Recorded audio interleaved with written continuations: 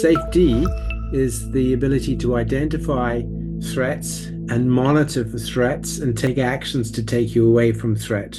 That means that all of that is being regulated through your threat system, through your amygdala and HPA system, and so on and so on. Safeness, on the other hand, has a very different physiological position, which comes from the attachment system. In safeness, you're much more into the vagal parasympathetic system, and that tends to be to do with the fact that I'm free to explore.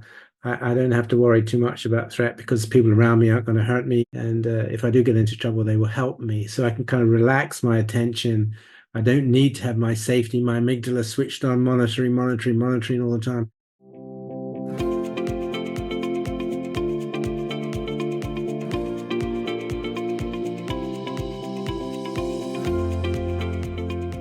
Okay, I'm joined here with Professor Paul Gilbert and Professor Jeremy Holmes. We're going to be discussing compassion-focused therapy. We're going to be touching on attachment theory as well. So to get started, can you maybe just tell us what you know about each other's work, your previous interactions before today? Let's start with Paul here. Well, Jeremy very kindly invited me to come and do a presentation at the Royal College Division of Psychotherapy. I think that was many years ago. And I've been interested in attachment theory for a long time. My first book had quite a bit on attachment theory back in the 80s.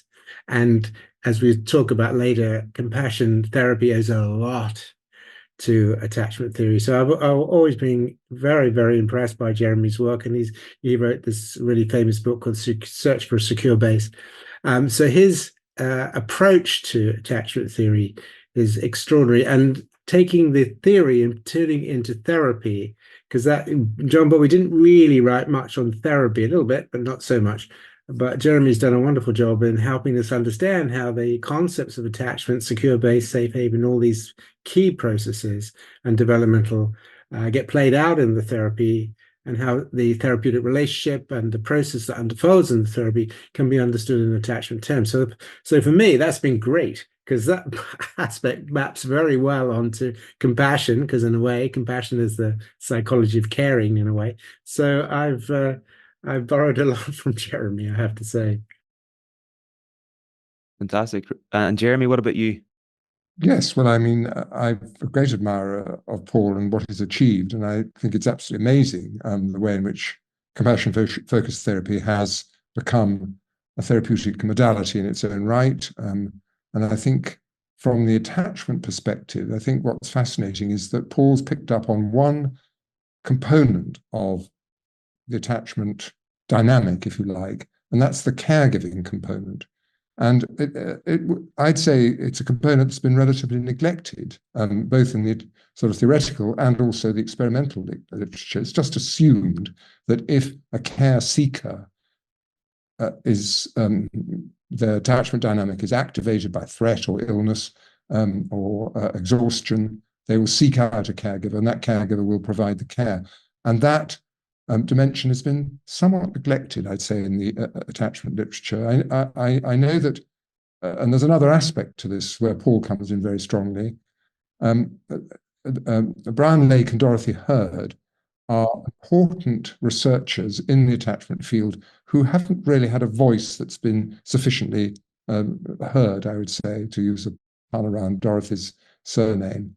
And they have developed this idea of companionable interaction, the idea that friendship is a kind of psychobiological phenomenon that is strongly associated with psychological health. And again, I think Paul has, I think he worked with Dorothy and Brian and certainly has picked up on their ideas and built them into compassion-focused therapy. So I see CFT as quite a lot of overlaps with attachment theory, but developing a kind of aspects that the mainstream attachment have somewhat neglected. Interesting. Okay. Now, is that Paul? Is that a fair statement? Yeah, no, that's a very fair thing. And we were interested in the psychology of caring in general. I mean, you mentioned Sarah Hardy's book in your notes. And so, for example, compassion takes many different textures. For example, a firefighter who's risking their lives to save somebody. That's a form of attachment. That's a form of compassion.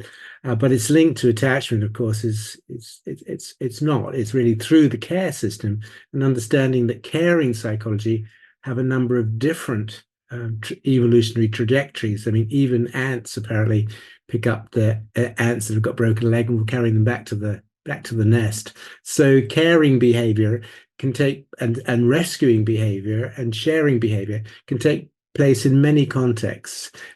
But what's interesting is that the caring motivational system seems to work through the same physiological systems that the attachment system does. So the oxytocin and the vagal nerve, all that's very, very important. So these different forms of caring behavior, rescuing behavior, and caring and sharing behavior, forms of belonging, forms of friendship, they all seem to be linked to the same sort of evolved psychology of caring. So, what you're saying, I think, is absolutely accurate. These different forms of caring I'm very interested in. And of course, when people come into therapy, they can come in with the idea of being rescued or protected or cared for or looked after or understood. Lots of different motives about what they want from a therapist and a caring agent.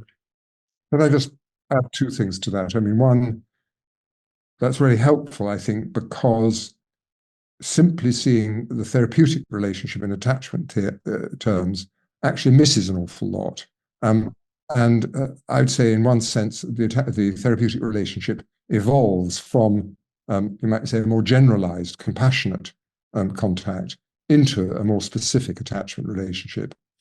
But more importantly, I wanted to go back to, you mentioned Sarah Blatter Hrdy, and I was so pleased reading Paul's work to see that he finds her contribution really significant. And she's a very interesting woman. She's an anthropologist and primatologist.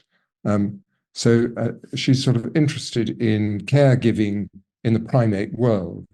And her idea is that Homo sapiens, that our species, are rather different from our sort of primate cousins in that we have this highly evolved, complex, multiple caregiver system for looking after babies and small children. And that enables us to, as it were, produce and look after a much wider, larger number of children at any given moment. And that sort of, it's an interesting issue in relation to attachment theory, because Bowlby was very much criticized by people like Margaret Mead, the feminist anthropologist, for sort of putting forward the idea that a good attachment relationship consisted primarily of a mother and a baby locked away in a kind of room or a house. The mother doesn't go out to work. The fathers are very peripheral. And that child, if it's to be securely attached, has to remain in contact, a close contact with the mother for 5 years before they can sort of step out into the world. That's a bit of a caricature, but there was an element of that. And Margaret Mead said, this is anthropological nonsense, because if you look around the world, children are brought up in groups. They're brought up, yes, by their mothers, but by their older siblings, by their cousins, sometimes by their fathers, sometimes simply by neighbors who live in the same village or something of that sort.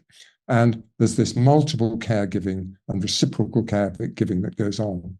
And that accounts for some aspect of our success as a species, not more important, and equally important. In order, as it were, to thrive in an environment like that, you need to be able to read people's minds. You need to be able to read the minds of the different caregivers who are going to be looking after you.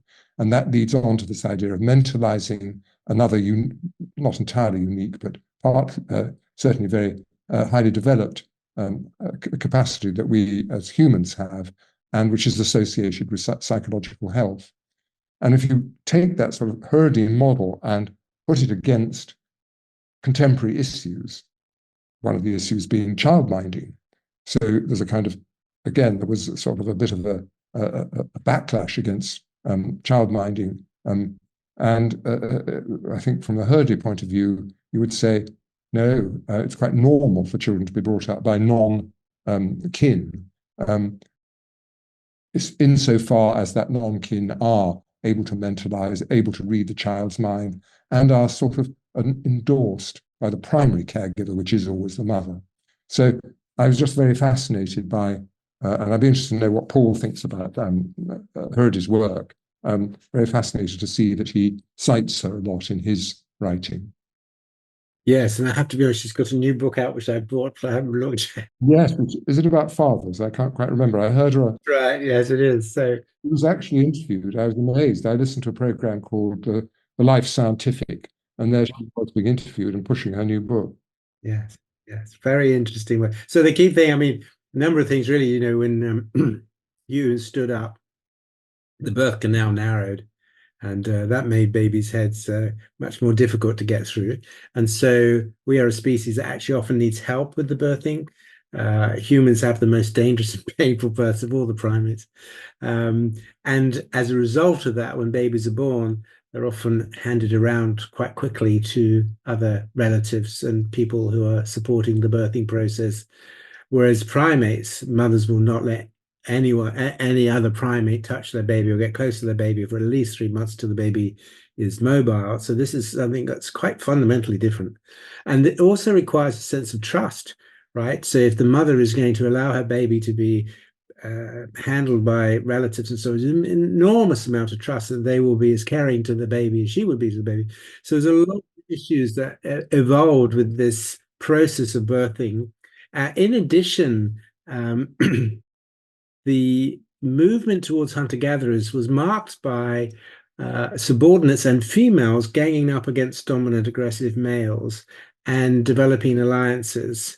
Now, those alliances then became the basis for caring and sharing, where your position within a community was very much based upon how much you contributed to the community, as opposed to being able to threaten everybody, beating them up, and become top dog, as it were. So these two processes really came together such that humans are actually very interested in being contributors. They like caring, actually. They like caring for others, mostly, not like best movie, but mostly like caring. And this also gives them a sense of being accepted and a sense of belonging. They can make a contribution. So these psychologies are extremely important for our sense of being, having a sense of belonging and connectedness. So there are these sort of different levels of connectedness. There's the deep, intimate level, which is mum and baby and lovers and so on and so on. But then there's the friendships, and then there's a sense of belonging and all of that. So these psychologies are extremely important because they really have altered the way in which the primate brains work. And they've also made us very socially intelligent, because you don't need to be that intelligent to be top dog. If you're going to use aggression, you just need to be pretty good at manipulating and threatening. But if you're going to be a provider, if you're going to work out what people want, if you're going to want to be useful to them and appreciated by them and give them things they need, now that's a different mental game altogether. So what Jeremy is talking about is extremely important. These different evolutionary trajectories that have made us this highly social species, where our sense of belonging, our sense of being connected to others, a sense of being able to be valued and make a contribution, are so important for our well-being. And when we look at people who are depressed, most of them have lost that. They feel either they're no good, they can't make a contribution, they're not of any, nobody really needs them, they're disconnected, they have a sense of aloneness and disconnection. So that our basic caring, sharing psychology often is the area where people are struggling most. So can I just jump in here? Am I right in saying that the attachment system developed to develop a really strong connection between mothers and offspring? And then as we sort of evolved together in groups, those same mechanisms were then applied to social relationships and the tribe at large. So the same mechanisms that evolved to maintain that relationship between mother and baby then extends outwards in the rest of life. Well, in general, yes, because if you look at the vagus nerve and oxytocin, um, all kinds of forms of feeling connected, caring, being caring and receiving care, all those stimuli affect those systems. So yes, I was busy what Jeremy says, but yes, I would say that. Yeah, just to develop what Paul's been saying and going to Niall's point, or starting with Niall's point, perhaps another researcher in this field who I've been hugely influenced by is an Israeli researcher called Ruth Feldman. And her work, she's really sort of queen of oxytocin, if I can put it that way. And she's shown, for instance, she's been very interested in male gay couples adopting babies at birth. And she's shown that the same oxytocin reciprocity, I mean, the point about oxytocin is it's not just the mother, it's mother and baby, and there's a reciprocal relationship between them. When the mum's oxytocin levels go up, the babies go up, and when hers go down, the babies go down. And in problematic mother-baby relationships, that reciprocity and synchrony, if you like, rather than reciprocity, isn't there. But she's shown that you get exactly the same phenomena when male gay couples adopt babies. So it's not sort of specific to the mother, it's whoever happens to be the primary caregiver. And just to expand a tiny bit on what, or underline what Paul said. So here we are, I always say, compared with other primates, compared with other animals on the Olvai Gorge where humans first emerged, we're pretty, we can't run very fast, we haven't got sharp teeth or claws. We've got two things. We've got a big brain and we've got each other. And in order to get that big brain through the birth canal, we have to be born in a state of extreme immaturity. So it takes us a year before we can walk. Whereas, if you go around the fields in spring and see lambs, they're up and running within half an hour of birth. That period of extreme immaturity makes us hugely vulnerable. And therefore, this perhaps moves us in the direction of security and safety, which Paul's written about in very interesting ways. So for that baby to be safe, they have to have an attachment relationship. That was the great insight that Robert Hind brought to Bowlby, I think. So that baby's survival depends on the caregiving system of which they're a part. So Winnicott, in his intuitive way, knew this when he said there's no such thing as a baby, there's only a mother and a baby together. And just to underline one other thing that Paul said, there's another primate researcher, Tomasello, and Tomasello has done wonderful research showing, he's very interested in, well, what's the difference between a one-year-old Homo sapiens child and a one-year-old,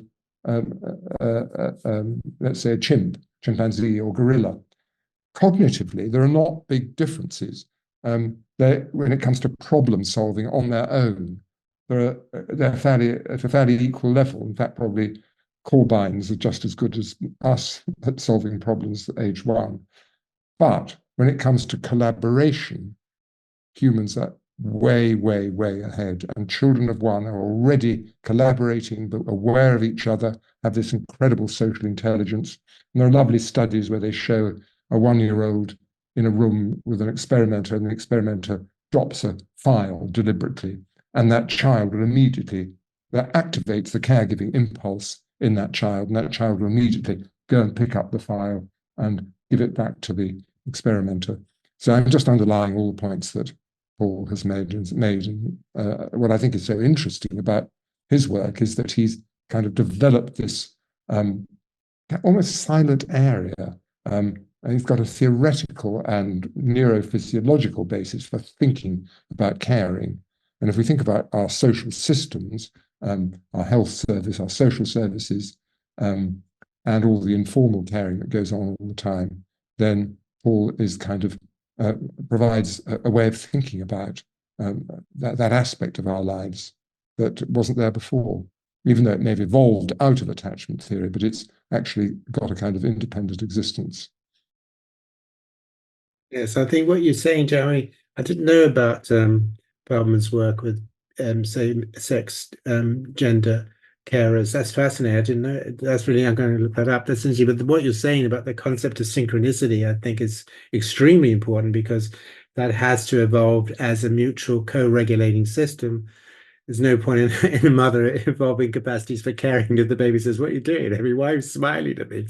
They have to have the mechanism to both send a signal and receive a signal, and that those reciprocal interactions have these profound effects on the synchronicity of these physiological systems. So it's fascinating what you're saying, fascinating indeed. And that process also, that desire to be of value, okay, that's what we see in the child, as you say, Thomas Seller's work, and where they drop the peg and the child goes, picks it up or whatever. There's a real desire to be of value. Yeah, one of the things I've heard about Thomas Seller's work, or one of the things he says, is that you would never ever see two chimpanzees carrying a log together. You know, like it's just they don't have the concept of collaboration at all. Right. So, Paul, how would you say attachment theory has influenced the development and application of compassion focused therapy? I think it's, if I can put it this way, it's put the meat into it. That sounds.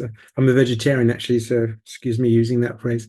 But if you look at the functions attributed to secure base, for example, the idea of providing the protection, the idea of encouragement, the idea of validation, the idea of emotional regulation, helping the child understand the nature of their minds, and so on and so on, development of social trust. All of those things are really important in compassion, because there is a tendency for people to talk about compassion in a rather sort of flimsy way. It's about, oh, be kind to yourself, or blah, blah, blah, blah. But what attachment theory does is it allows us to zero in on the core elements of how you create a caring relationship, which helps people flourish and helps them to address suffering, because compassion is about the approach to suffering. And of course, with the concept of a safe haven, which is the ability to regulate your emotions when you're threatened or over-aroused or whatever. I mean, all those concepts are so really, really important. So really, I think Bowlby and Jeremy in particular as well, been working out some of the details of what that actually means in terms of the psychology, in terms of issues like validation, issues like social trust, issues Jeremy was talking about just now, synchronicity, and so on and so on. So these are really key to compassion. Compassion is not some separate strange thing that sits out there in the universe. It's all about being nice and kind to each other. It's really there's some very complex psychologies go into compassion. You have to have some degree of empathy for compassion. You have to have some sense about what people are suffering. And if you're going to be helpful, you have to have some empathic insight into what is likely to be helpful. Otherwise, you just make up things. So attachment theory has been extremely important to understanding the details of compassion. That's a bit of an opening for me to ask Paul about a couple of things about compassion-focused therapy and compassion generally. I'd really like to hear him expand on. I mean, one of the really interesting, I don't know if it's an idea or a phenomenon that he addresses, is this idea of warmth. And warmth is a wonderful, from my point of view, it's a wonderful word to use because it has this kind of metaphorical meaning as well as a very specific meaning. I mean, the mother has to keep the baby warm, or that baby will die. But at the same time, we are looking and very sensitive, I think, to this phenomenon of warmth in other people. And it's an interesting question as to whether, it's a bit of a leap this, whether good therapists should be warm. But my sort of hunch is that therapists with good outcomes probably have this quality of warmth, whatever that might be. And that's a sort of, that's my first question for Paul. I'd really like him to say a bit about warmth and where the part that it plays in his compassion conceptualization, but also the part that he think it might play in effective therapies. Well, I think it's a great question for a number of reasons. Well, I mean, as you probably know, that there's experiments showing that if you're taking people into a study where you're seeing how much they will help each other, if you give them a cold cup of Coca-Cola to carry or a warm coffee, if they're carrying something warm, they tend to be more helpful. So there is a connection between physical warmth and a sense of caring. What I think is very important is that compassion is very contextual. So if you think about a firefighter risking their lives, or a COVID doctor risking their lives to save somebody, that is highly compassionate, because they're dedicated to the suffering, so on and so. But they wouldn't necessarily have warmth. They're dedicated to what they're doing, but they wouldn't necessarily need emotional warmth. And they might not be particularly emotionally warm parents, for example. So warmth is something that tends to be more important in intimate relationships, I think. And that is then, as you get closer, as you feel closer to people, warmth becomes more important because it's signaling friendliness and openness and safeness. And so warmth, that feeling of warmth, which usually comes through the positive affect in the face, is also signaling I'm safe, you're okay with me, and so on. So I think that's how I would see it. It all depends on context. The more intimate the relationship, the more important warmth is, and that's because the more important it is to know I can trust you and you will help me if I need you. And that is signaled through signals of friendliness, smiling, gentleness, all those signals. And that is what we see as warmth. Sometimes gentleness is seen as warmth. Mrs. Fry, well, what just came to mind when you were saying that is also tone of voice. So there is a kind of musical aspect to warmth as well.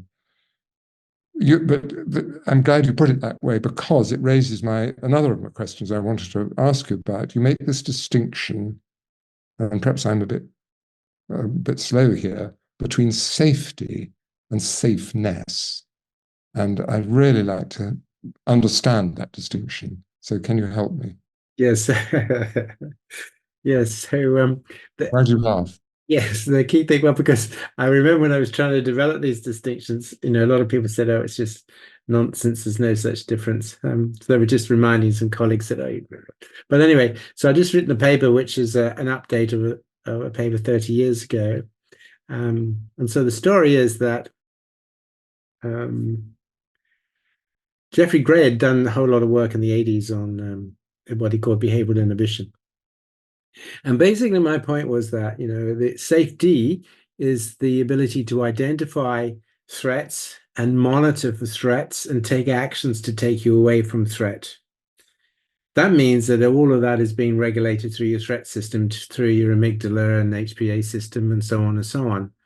Safeness, on the other hand, has a very different physiological position, which comes from the attachment system, which is where the presence of other people allow you to feel I'm not in any danger, I'm okay here, and if I do get into a danger, I can turn to others, and if I am distressed, others will calm me down. So with its safety, it tends to be, it's not completely, but it tends to be about the regulation of threat. Whereas in safeness, you're much more into the vagal parasympathetic system, and that tends to be to do with the fact that I'm free to explore. I don't have to worry too much about threat because people around me aren't going to hurt me, and if I do get into trouble, they will help me. So I can kind of relax my attention. I don't need to have my safety, my amygdala switched on, monitoring all the time. I can just feel safe in this environment. If something happens, okay, I can switch it back on. And then play becomes very important. So basically, safety is the monitoring of the presence of threat or the ability to deal with threat. Where this is extremely important, and I'm very be interested in your thoughts about this, is in international negotiations. Now, there's a wonderful book called The Puzzle of Peace. And in this book, it says, it doesn't quite put it this way, I'm going to put it this way. Countries that are only interested in their safety will develop their armies for mutual destruction. So if you hurt me, I will hurt you. So I feel safe because I know I can hurt you. And you certainly get that in the prisons as well. You have people who have had very disturbed attachment systems who will only feel safe if they know they can frighten you. Their sense of ability to feel safe with you is really pretty much absent. But what the Book of Peace points out is that actually what peace really comes from is not that. It's coming from what happened in Europe after the war, which is beginning to make interconnections between countries. Mutual dependency, mutual cooperation, the ability for populations to flow across boundaries and borders, integrations now. that is safeness. You're now moving into safeness. And I don't need to have an army. I don't need to have an army against Germany or France because actually we feel secure. So I think these are really quite important because this focus on the need to always be sensitive to threat, as opposed to how do we create safeness, I think is very important in international negotiations, but certainly very important in our own lives as well. Does that make sense? Makes a lot of sense, and it's really helpful. And I mean, the little image that came to mind when you were talking there took me back to the firefighter. So the firefighter's climbing up his ladder, doing something extremely risky, and he is concerned about the safety of the child in that house. He takes that child into his arms, carries them down the ladder, and then hands the child over to the parent. So, and then the child bursts into tears and can hug and cuddle that parent. So the firefighter is providing safety, and the parent is providing safeness.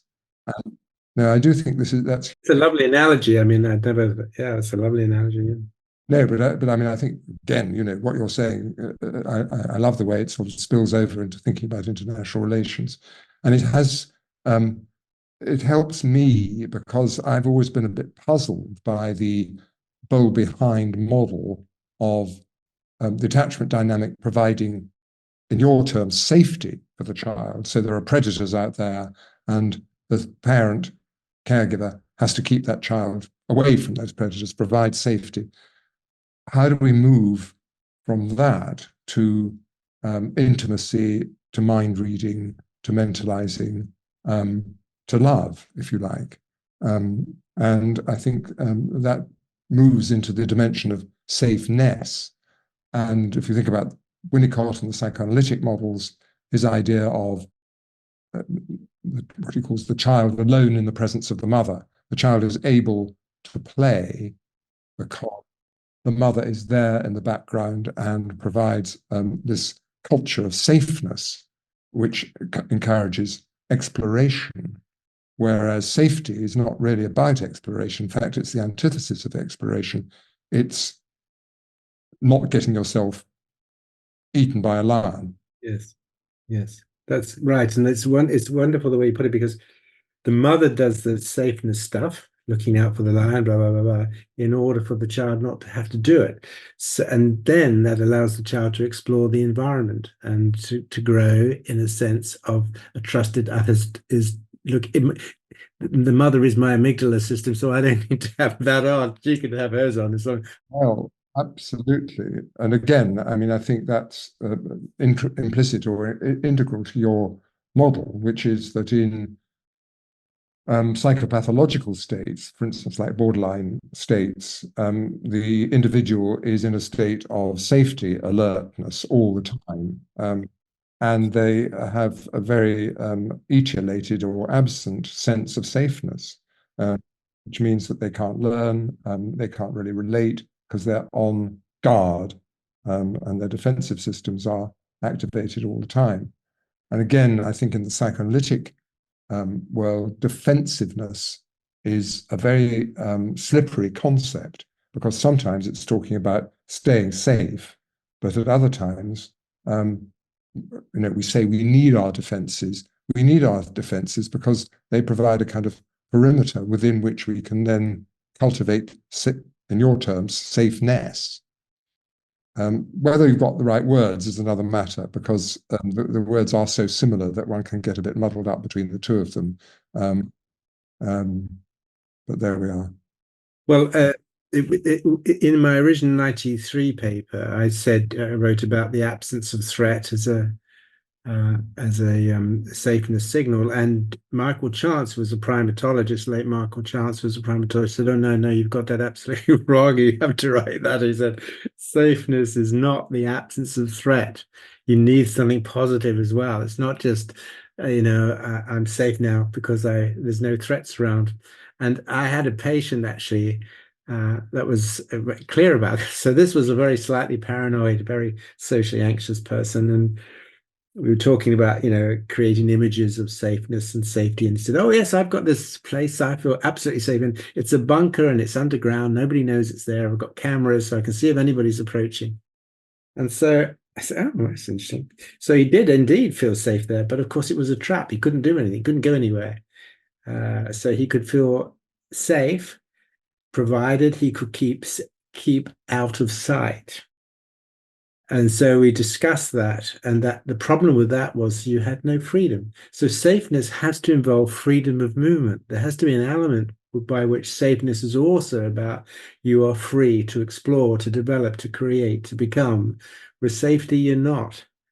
I love the way your ideas map onto Brexit, for instance.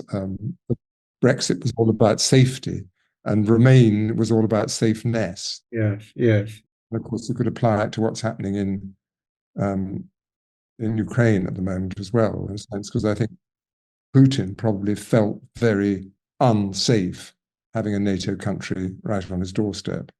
Something I was curious to ask would be, how do our early attachment experiences shape our later capacity for compassion? And Paul, you want to address this? Then we go to Jeremy.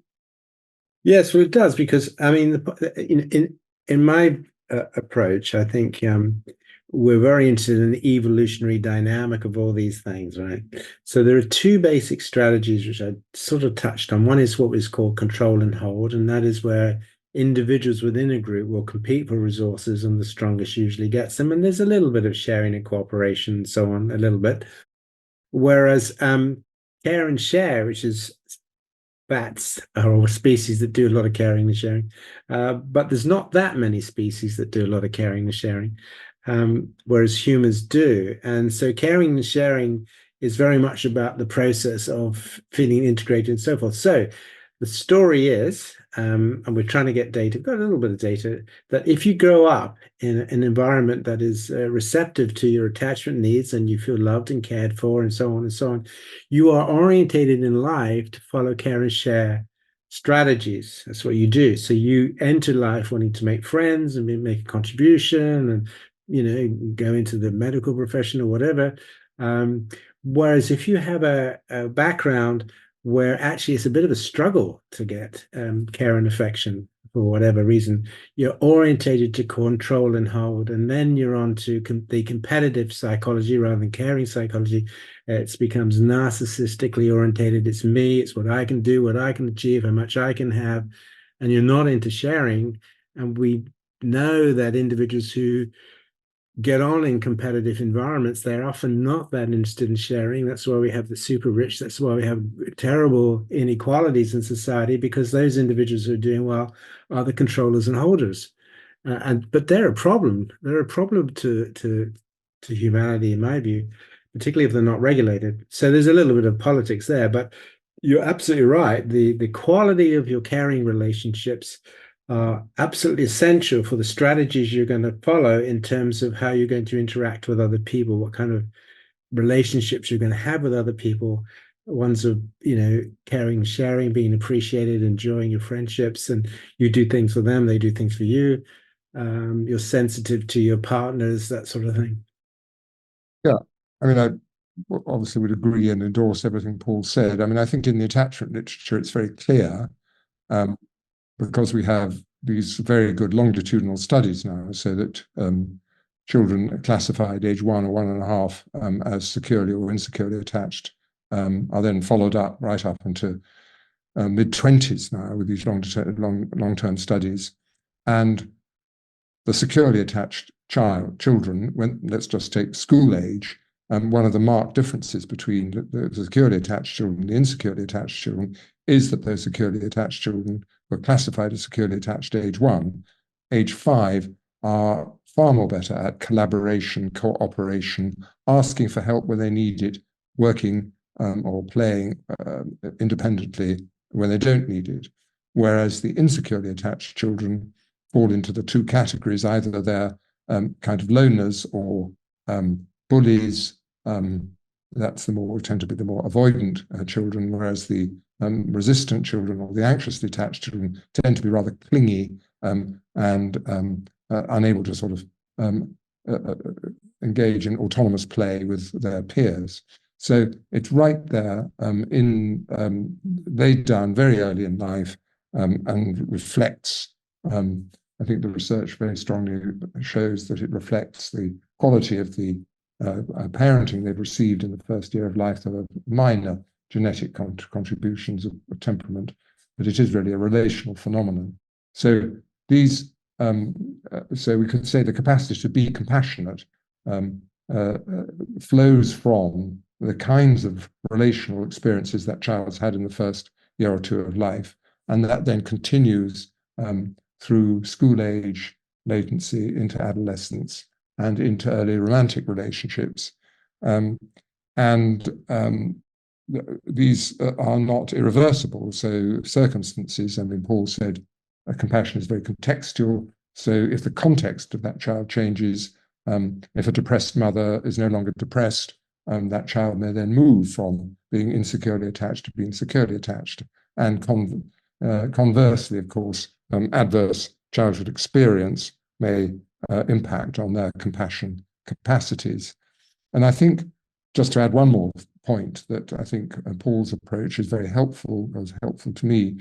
The attachment researchers make a distinction between what they call organized insecurity and disorganized insecurity.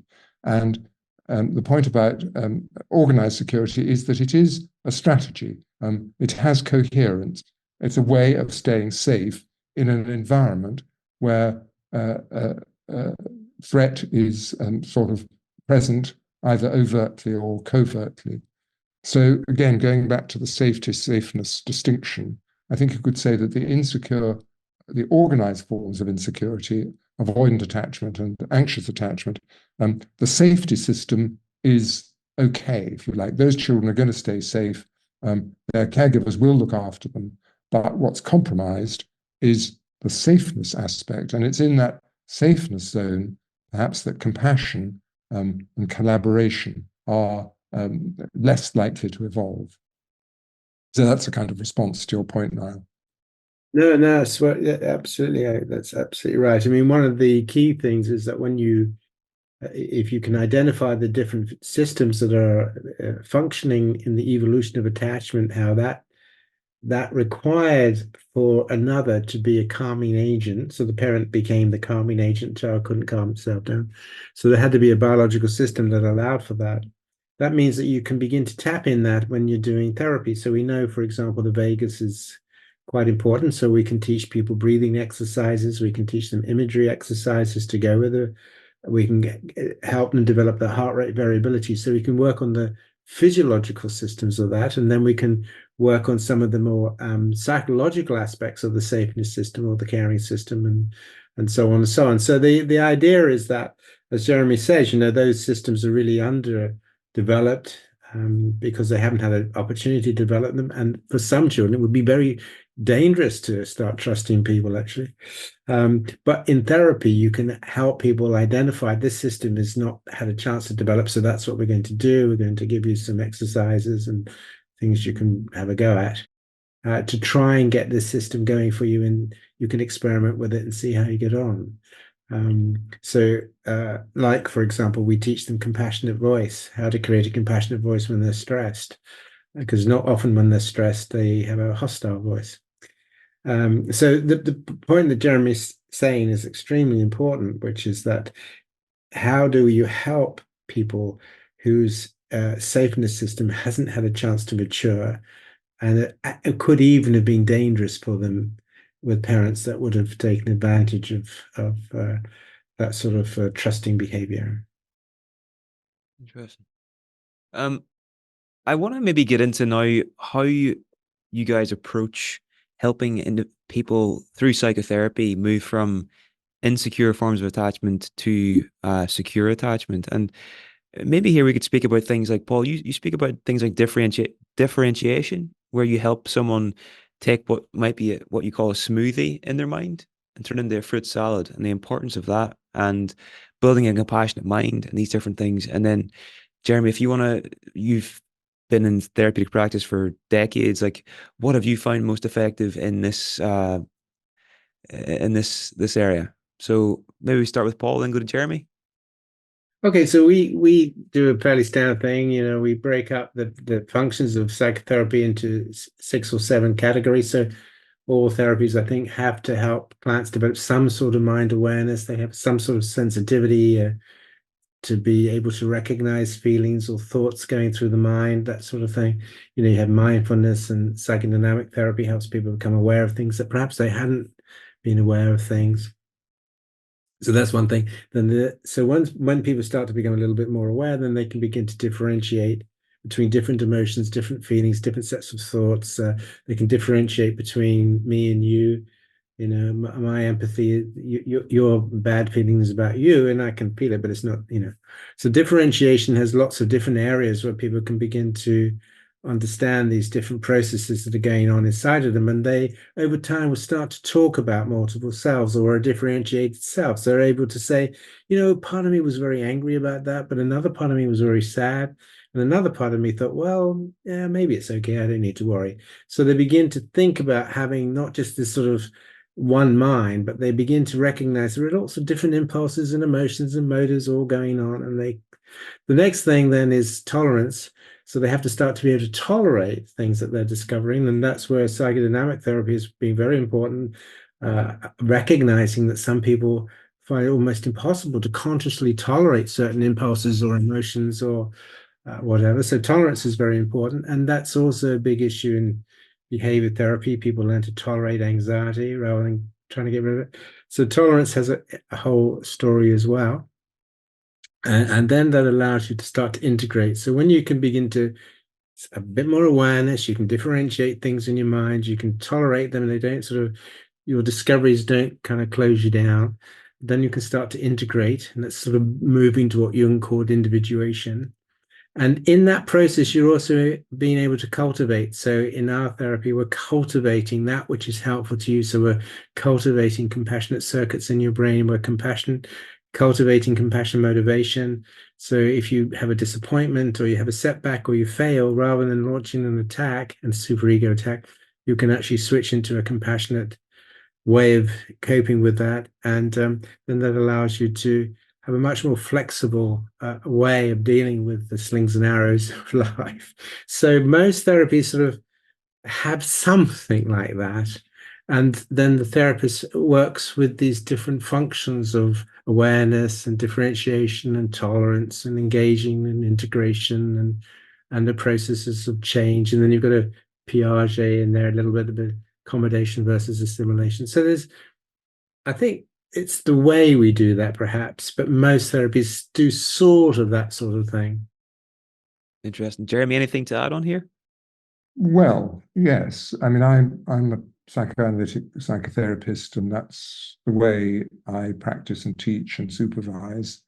So I suppose I would say psychoanalytic therapy is a kind of broad spectrum, if you like. I think about antibiotics. You can have specific antibiotics, or you can have broad spectrum antibiotics. And I think psychoanalytic work is broad spectrum in the sense that it tries to encompass many of the things that Paul's outlined just there. But the primary theme, as it were, in any psychodynamic relationship is going to be the relationship itself. So you might say the relationship itself, what in my latest book I call the praxis, the here and nowness of the encounter between two human beings. So there's that encounter itself, and then there is the reflection on that encounter. So it's the mentalizing, it's the thinking about thinking, it's what's going on now between us in the relationship today, as it were. That is the kind of underlying leitmotif. I hugely admire the way in which Paul has sort of broken it down and gives tasks to his clients to develop sort of the compassionate aspects. But those would be sort of, they wouldn't be the sort of main focus in the kind of psychoanalytic approach it would be, you might say, helping in the here and now, using Paul's distinction, which I'm now going to use from now on, between safety and safeness, to help that client move from safety behaviors to safeness behaviors. Because in safety behaviors, they're defensive, they're surviving, they've survived adverse experiences, and they bring that into the relationship with the therapist. And in that relationship, the therapist is trying to move them towards safeness, where they can relax, where they can explore, where they can feel heard, where they can face the sort of inner demons which they have suppressed or repressed. And there's a kind of uniqueness about the psychotherapeutic relationship that you don't find in any other relationship, because it's, as it were, it has this kind of absolute focus on the inner world of the individual. It isn't a sort of reciprocal inner world relationship. It's a focus on the individual, the inner world of that one individual. And so we've got to find some way, this moves, and I'm going to make a little plug for my most recent book I was talking about now at the beginning, that we live in this kind of disenchanted secular world. In an enchanted and non-secular world, then, as it were, you would have a deity, you would have a god who could listen to what's going on inside you, or you could think about meditation as a way in which you listen, as it were, to the music of your inner world. We now live in this disenchanted secular world, except for counseling and psychotherapy, because in that secular disenchanted world, counseling and psychotherapy and the sacred space of therapy is a context in which, as it were, this compassionate relationship can flourish, unimpeded by the need to stay safe, because the safety is provided by the setting itself.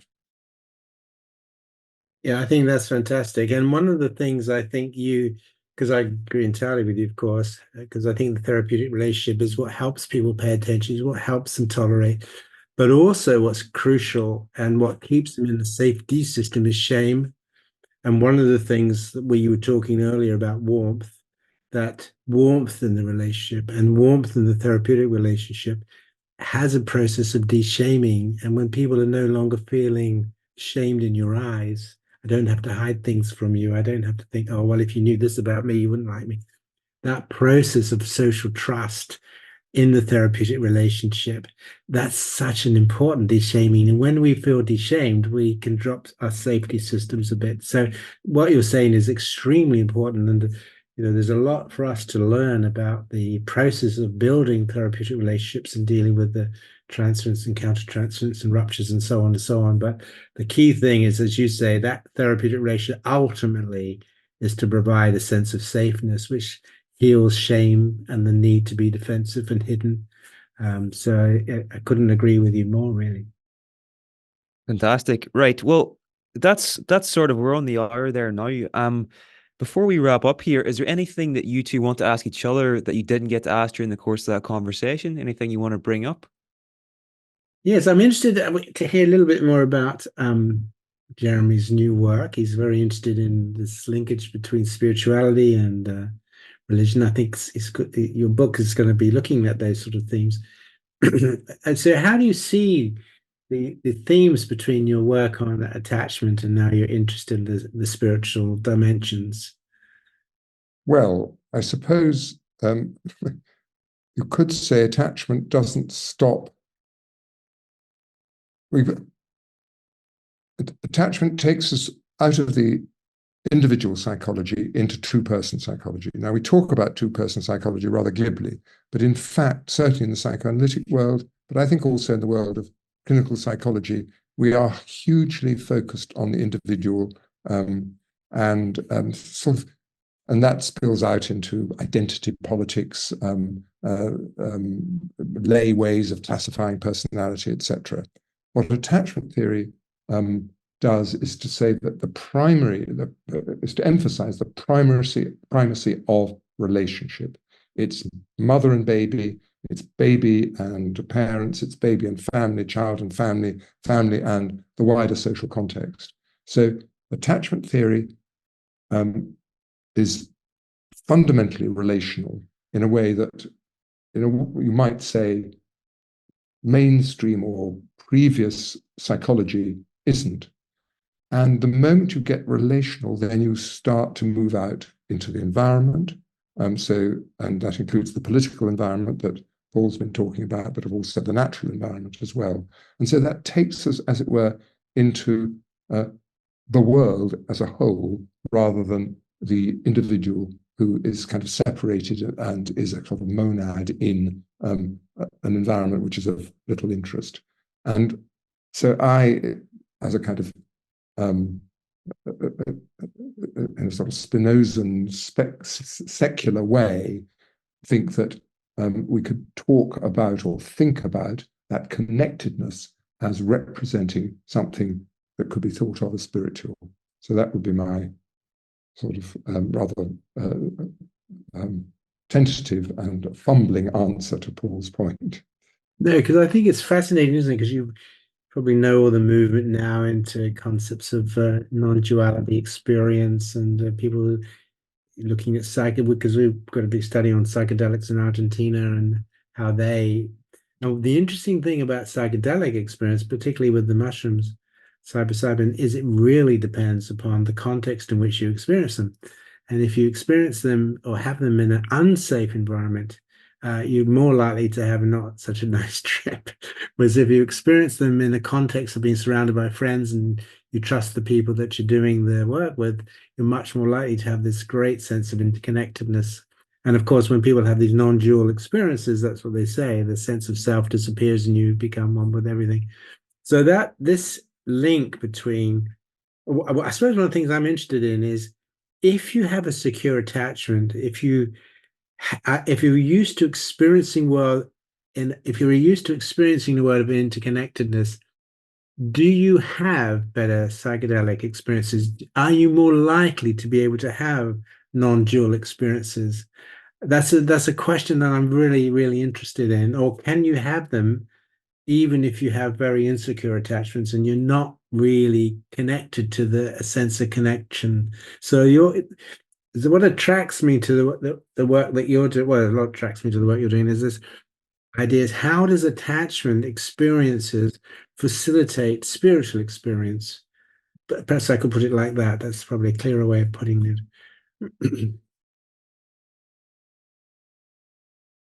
Well, I'm not really answering your question, but emphasizing the interest in trying to understand what goes on in psilocybin-assisted therapy, let's put it like that.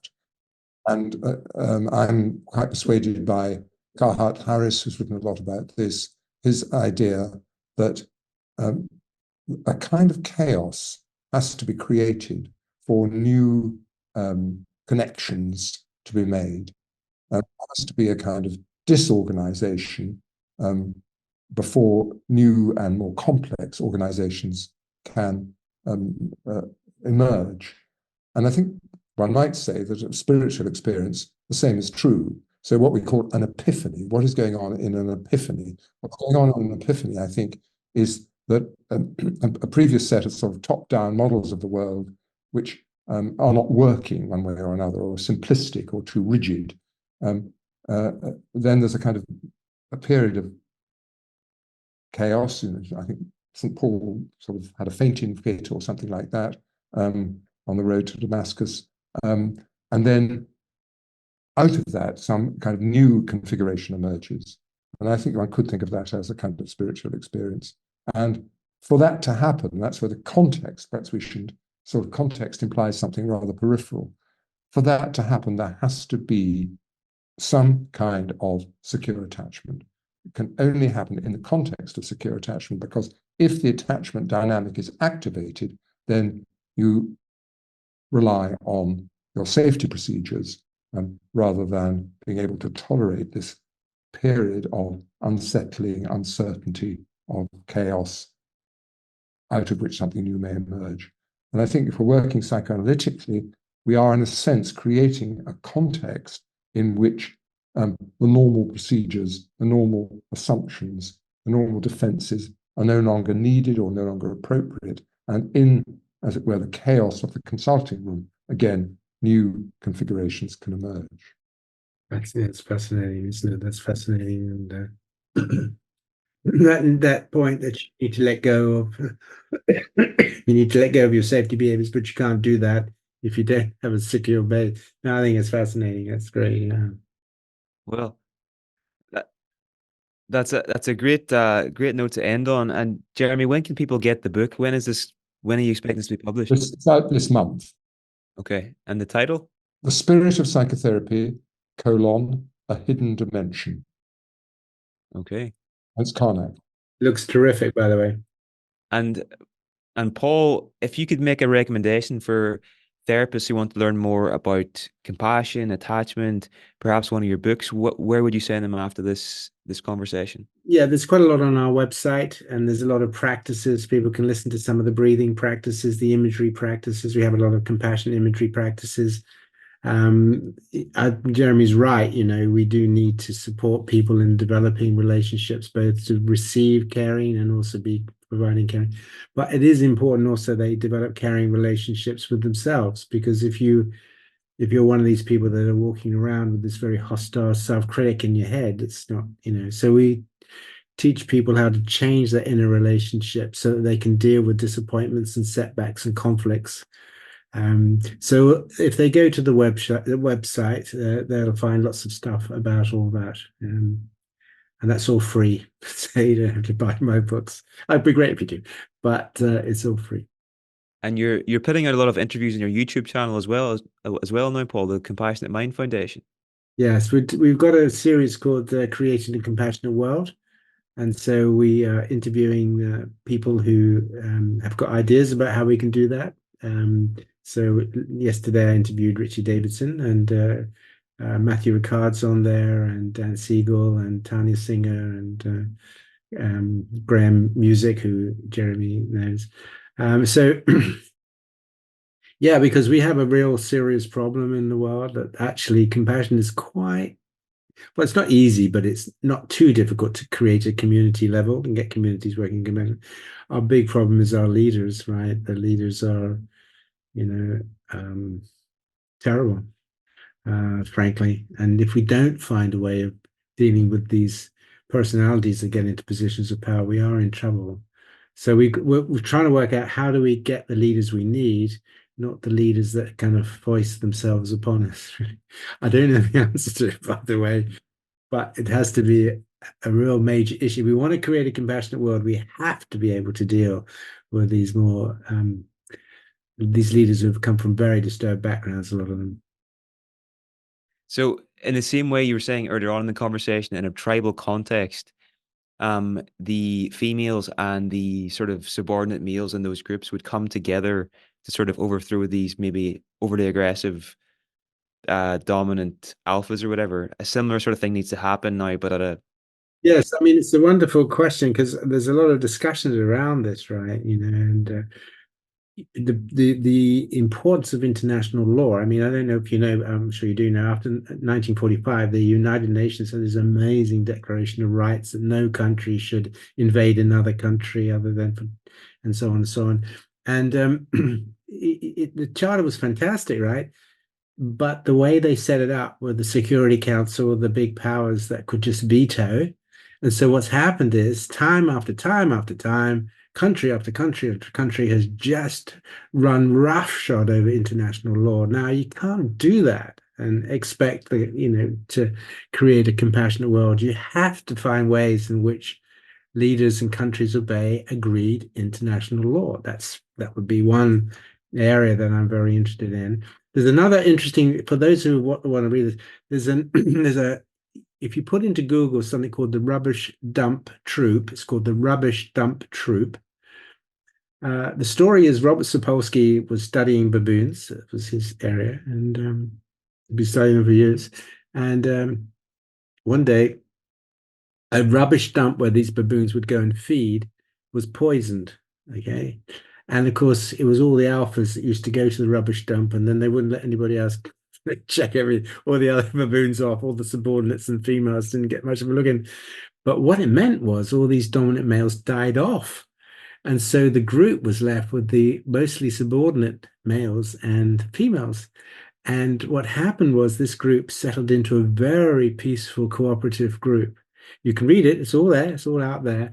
And unfortunately, they didn't film it as much as they could have done, but it's a very, very interesting study to show that if you get rid of all of the dominant aggressive males, actually what happens is the groups can settle. Well, this was an example, can do settle down, particularly if you've got female dominated groups. So it's I don't know what to conclude from all that, but I thought it was very interesting. But we do literally have to find a way of controlling dominant aggressive males. They've been the bane of human history. If we look at human history all the way through, right, from the Vikings to the Romans to the Egyptians to the, Napoleon, all of them, right, Hitler, they're all the same. Aggressive, dominant males are a disaster to the human race. And we just do not know how to stop them getting into positions of power. Because once they get into position of power, they find it very easy to manipulate tribal conflict. Anyway, I'll shut up now because that's the thing that I'm interested in. Okay, it sounds like you're about to start a revolution, Paul. We'll We keep an might. eye. Right. Well, it's been such a pleasure. We've had over 300 talks at the Weekend University, and the two that you two gave are probably the ones I've watched the most and learned the most from. So, anybody wants to check those out on YouTube as well, I definitely recommend them. You'll get so much from them. So, thanks so much, guys. Take care, and we'll talk soon.